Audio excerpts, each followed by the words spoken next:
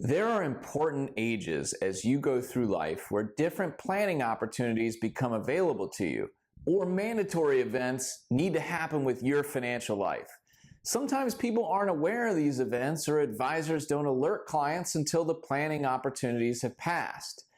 Stick around. I'm going to roll up my sleeves and we're going to go through the key ages to know for various financial planning opportunities.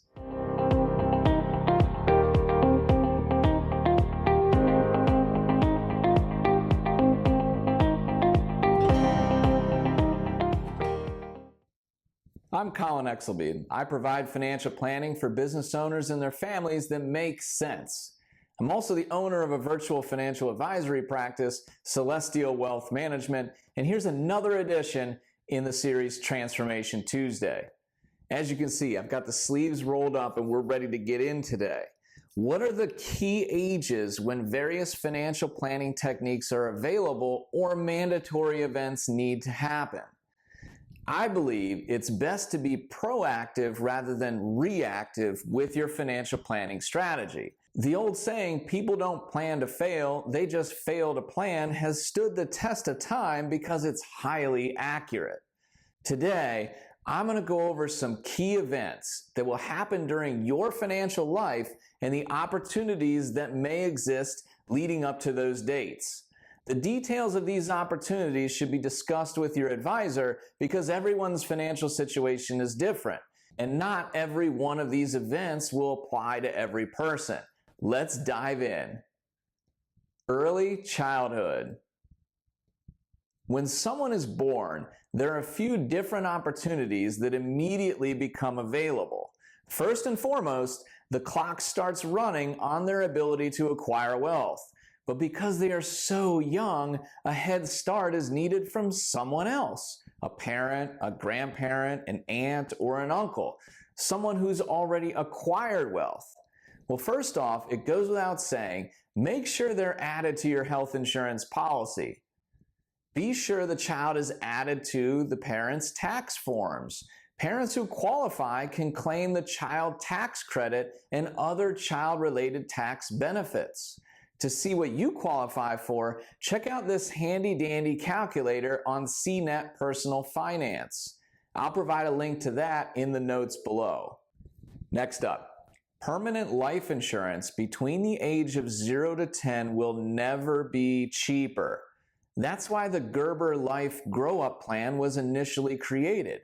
It was a great marketing strategy and millions of Americans bought these policies for their kids. There are many ways to structure permanent insurance policies, but the cost to insure a human will never be cheaper, so it might be worth it to look into that. Second, custodial accounts are now available.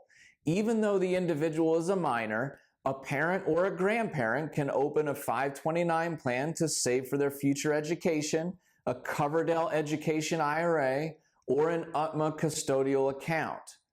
They can also be written into the trust for their future benefit. I have discussions with people all over the country about how people can give their children a head start. In my opinion, the easiest way is to begin creating assets for them as early as possible. Make that a part of your overall wealth management plan. Age 7. All right, by now, lots of those things have probably been set up. Tax courts have upheld that this is the age that children can begin working for you in the business you own. Typically very small remedial tasks or modeling on social media and your website. As the child ages and begins to work, a custodial Roth IRA can be opened for their benefit as long as they have earned income. To learn more about Roth IRA savings for children, check out my video on why your child should have a Roth IRA now. Age 17. All right, knowing when to apply for financial aid is critical no matter which school you're planning to attend. You have to submit the free application for the Federal Student Aid, or FAFSA, for each school year to qualify for aid like grants, scholarships, federal work-study, and federal student loans. Each year, the FAFSA opens on October 1st and has a deadline of June 30th, the year you need aid. This almost gives you a 2-year window to apply for financial aid. It's best, in my opinion, to file right away to have the best chance of receiving aid and grants. For the 2022-2023 school year, you want to remember October 1st, 2021 as the first date that you can file, and the application must be filed no later than June 30th, 2022. Age 18. Now, this is when a child becomes an adult in the eyes of credit card companies. They probably begin to receive solicitations, and discussions with them about how credit works are important. In my opinion, it also makes sense to help them open their first credit card to begin building a credit score. Proper credit management skills can go a long way as they venture out into the world between the ages of 18 and 25. Now, between the ages of 18 and 25, and it varies by the state, legal control of the custodial accounts that you created must be turned over to the beneficiary, who can then use the money for any purpose they choose. 18 is also typically the age that most investment firms allow people to open investment accounts strictly in their names. Age 26. This is the age that an adult must come off a parent's health care plan.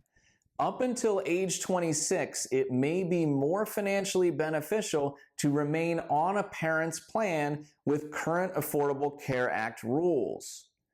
Adults that are aging out of their parents' insurance have 60 days before and after their 26th birthday to enroll in a marketplace plan. Now, between age 26 and roughly age 50, there are a number of different strategies that can be used.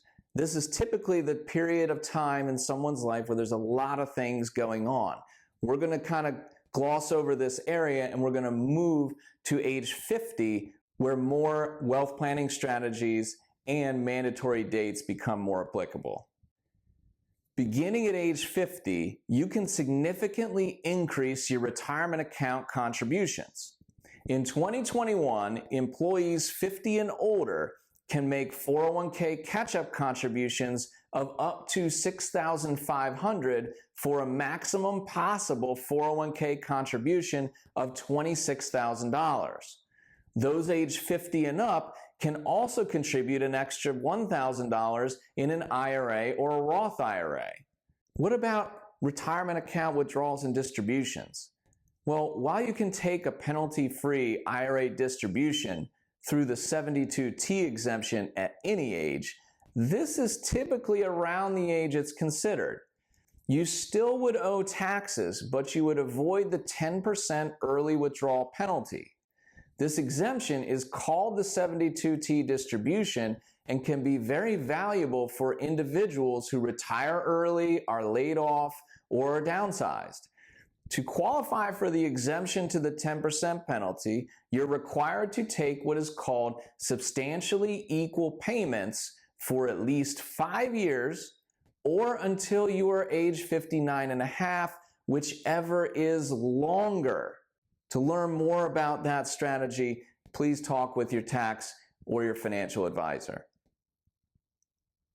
Age 55. If you leave your job in the year you turn age 55 or older, you can take penalty-free 401k withdrawals from the account associated with your most recent job. This doesn't apply to old 401ks, only the one with your most recent job. The rule of 55 allows you to avoid the 10% early withdrawal penalty, but income tax will still apply to each traditional 401k distribution. This important distinction applies to 401k and 403b accounts, not IRAs. IRAs fall under the different 72T rules that I just talked about. Age 50 to 60.